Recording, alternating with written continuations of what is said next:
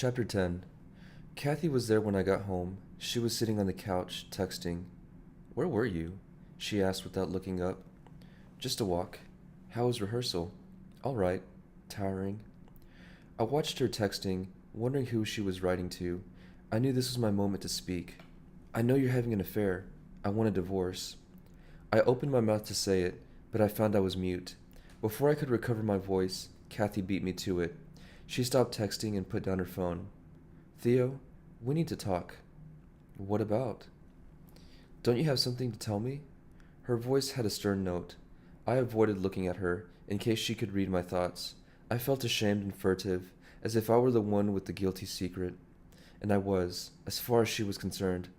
Kathy reached behind the sofa and picked something up. At once my heart sank. She was holding the small jar where I kept the grass. I'd forgotten to hide it back in the spare room after I cut my finger. "What's this?" She held it up. "It's weed." "I'm aware of that. What's it doing here?" "I bought some. I fancied it." "Fancied what? Getting high? Are you serious?" I shrugged, evading her eye like a naughty child. "What the fuck? I mean, Jesus." Kathy shook her head, outraged. "Sometimes I think I don't know you at all." I wanted to hit her. I wanted to leap on her and beat her with my fists. I wanted to smash up the room, break the furniture against the walls. I wanted to weep and howl and bury myself in her arms. I did none of this. "Let's go to bed," I said, and walked out.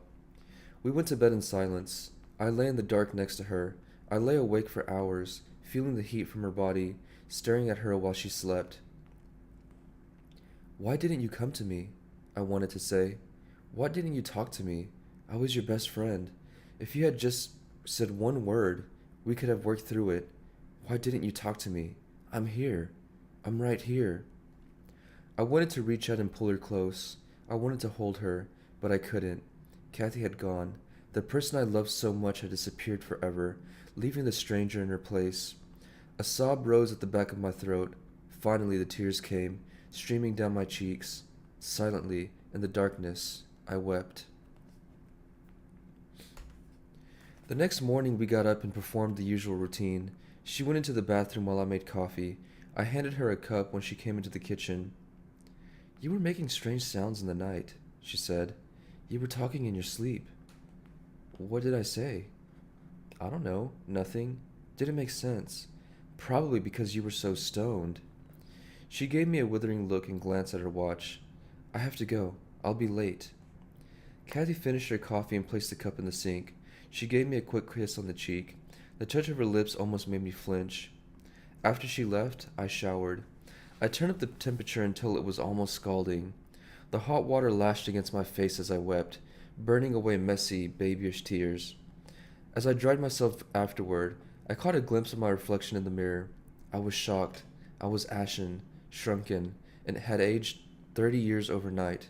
I was old, exhausted, my youth evaporated. I made a decision there and then. Leaving Kathy would be like tearing off a limb. I simply wasn't prepared to mutilate myself like that. No matter what Ruth said, Ruth wasn't inflammable. Kathy was not my father. I wasn't condemned to repeat the past. I could change the future. Kathy and I were happy before. We could be again. One day she might confess it all to me, tell me about it, and I would forgive her. We would work through this. I would not let Kathy go.